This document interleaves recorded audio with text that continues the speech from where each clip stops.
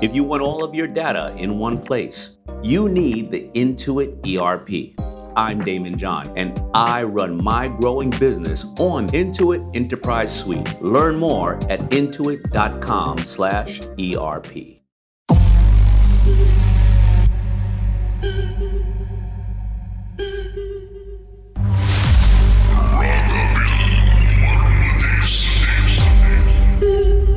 திரு ரமேஷ், உங்களை ஆட்சி படைத்த அந்த சம்பவம் என்ன? கீதா, இது எனக்கு நான் ஃபார்ம் 6 முடிஞ்சு அந்த கேப் இருக்கும் பாருங்க, ஒரு 4 மாதம். அதில் நான் கொஞ்சம் ஃப்ரீயாக இருந்ததுனால அடிக்கடி போவேன். அந்த இடத்துல தான் எனக்கு உடம்புல என்னமோ உட்காந்துச்சு. அப்போ எனக்கு தெரியல, அது என் உடம்புல உட்காந்து எனக்கு தெரியல. நான் மத்தியானம் போவேன். அப்புறம் அதுலேருந்து என் உடம்புல இருக்கிறது எனக்கு தெரியாது. நான் அடிக்கடி அந்த இடத்துக்கு போவேன், மத்தியானம் நான் உட்காந்துருப்பேன். ஸோ அந்த மாதிரி இருக்க முறை ஒரு நாள் தனியாக இருக்கிற மாதிரி ஆசையாக இருக்கும் எனக்கு. தனியாக இருக்கும், யாருக்கிட்ட பழக மாட்டேன், கோவம் வரும். பொம்பளை பிள்ளைங்க பார்த்தா கோவம் வரும், பேச மாட்டேன், யாருக்கிட்டையும் பேச மாட்டேன், அப்படியே இருப்பேன்.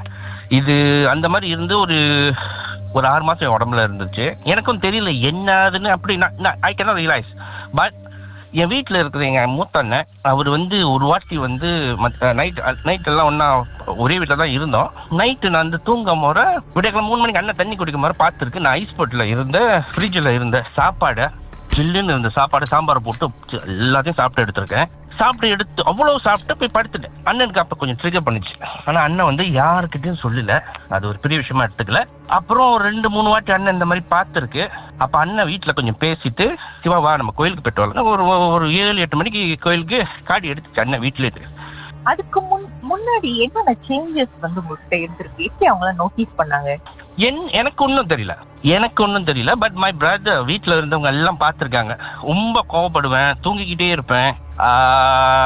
நான் என்ன தெரியும் எனக்கே தெரியாது, யாருக்கிட்டையும் பேச மாட்டேன், பொம்பளை பிள்ளைகிட்டே பேசவே மாட்டேன். ரொம்ப டிஃப்ரெண்ட் இருந்துச்சு. ஆனால் உடம்பு அப்படியே உறிஞ்சி போட்டுச்சு.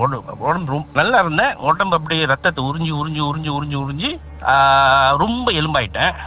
ஆனா உங்களுக்கு தெரியல, நம்ம இப்படி இல்லையே அப்படின்ற டிஃபரன்ஸ் உங்களுக்கு அப்ப ஒன்றும் தெரியல, இது நான் இல்லையே அப்படின்னு எனக்கு தெரியல. ஸோ அந்த மாதிரி இருக்கும்போது அண்ணனுக்கு வீட்டில் தெரிஞ்சு போச்சு, இது என்னமோ சம்திங் ராங்னு சொல்லிட்டு. அப்போ அண்ணன் அடுத்த நாள் கோயிலில் வச்சு ஒரு அப்பாயின்மெண்ட் வச்சுட்டு அண்ணன் காடி எடுத்துச்சு. அண்ணனுக்கு தான் பக்கத்தில் தான் உட்காந்துருக்கேன். அண்ணன் காடியை ரிவர்ஸ் எடுக்குது.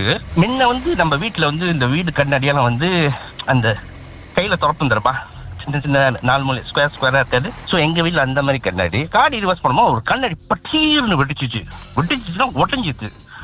ஸோ உடஞ்சோன்னு அண்ணன் நான் சொன்னேன், கண்ணாடி ஓடிதுண்ணே, வா. இல்லை நீ உட்காரு, காடிக்க ரிவர்ஸ் எடுத்து அண்ணன் எடுக்குது. அது தடங்கள் போக விட மாட்டேது. அப்போ அண்ணன் காடி ரிவர்ஸ் எடுத்துட்டு நேராக கோயில் கூட்டுருச்சு. கோயிலில் போயிட்டு அங்கே போட்டுட்டு அவர் முத்து போட்டு பார்த்துட்டு அவர் சொல்ல, இல்லையா இது ஏன் இதில் வராது, தெரியல, நீங்கள் ஒன்று போய் பாருங்கன்னு சொல்லிட்டு. ஸோ அங்கே அப்பாயின்மெண்ட் வைக்க அடுத்த நாள். அப்போ அண்ணன் சொல்லிச்சு, அடுத்த நாள் போகலாம் சிவா இதுன்னு சொல்லிட்டு. ஓகே, அப்பயே போனோம். பார்த்துட்டு அடுத்த நாள் தான் வரணும், ஏன்னா அந்த பூஜை ஜாமான் வாங்கணும்னு சொன்னாங்க. பட் கயிறு கட்டினாங்க, கையில் ஒரு கயிறு, கால் ஒன்று கட்டினாங்க. இன்னைக்கு பையில பத்திரமா பார்த்துங்க, நாளைக்கு கொண்டு வாங்க, எல்லாம் எடுத்துடலான்னு சொன்னாங்க. சரி, வீட்டுக்கு போயிட்டோம். நானும் அண்ணன் சும்மா விளையாடுன்னு சொல்லிட்டு நானும் கையில் கட்டிட்டு காலில் கட்டிட்டு, காலில் ஒன்று கையில் ஒன்று. ஸோ போய் படுத்துட்டேன். படுத்து வீட்டில் படுத்து அடுத்த நாள் போகிறோம். அந்த நைட்டு பார்த்தேன், எங்கள் அண்ணன், நான் படுத்திருக்கேன் மேலே, எங்கள் அண்ணன் படுத்துருக்கேன், நான் கீழே படுத்திருந்தேன். அந்த நைட்டு என் உடம்புல மேலே என்னமோ புட்டிச்சு அமுத்துது. என்னால் ஒன்றுமே செய்ய முடியல. கத்துறேன் ஒன்றுமே என்னால் செய்ய முடியல. எனக்கு பிடிச்ச பேர் யாரோ என்னை வெளியே கூப்பிடுறாங்க. எனக்கு அந்த வாய்ஸ் எனக்கு தெரியுது, காலிங் மீ அவுட் சைட். அவர் அண்ணன் சொன்னாங்க, பையில எங்கே போடாதே, கதவு பூட்டிடுங்க. நானும் கத்துறேன், ஒன்றும் முடியல. என்னமோ திரும்புறேன், ஒன்றுமே செய்யல. அந்த நேரத்தில் தான் நான் எப்படி படுத்தேன்னா, சிமெண்ட்டை பார்த்து படுத்திருந்தேன், ஃப்ளோரை பார்த்து அப்படி படுத்ததுனால I cannot move at all. So என் தலையை திருப்பி பார்க்குறேன். அப்பதான் நான் பார்க்குறேன், என் மேலே உருவத்தில் ஒரு வெள்ளை கலர் இது உட்காந்துக்கிட்டு இருக்கு. இதை நீங்க எங்க பாக்குறீங்க? கண்ணாடியில பாக்குறீங்களா இல்ல நேரா பாக்குறீங்க? நோ. இப்ப நீங்க படுத்துட்டு தலையை ஒரு சைட்ல வச்சுட்டு பாத்தீங்க, உங்க பின்னால யார் இருக்கான்னு தெரியும் பாருங்க. You can turn your head. படுத்துட்டு ஃப்ளோர்ல படுத்து இப்படி படுத்தீங்கன்னா தலைவலி மேல தான் படுத்துருக்கேன். So I can see something. அப்பதான் எனக்கு தெரியும் உடம்புல என்னமோ இருக்குன்னு. அப்ப இருங்க, பாட்டுக்கு பிறகு பேசுவோம்.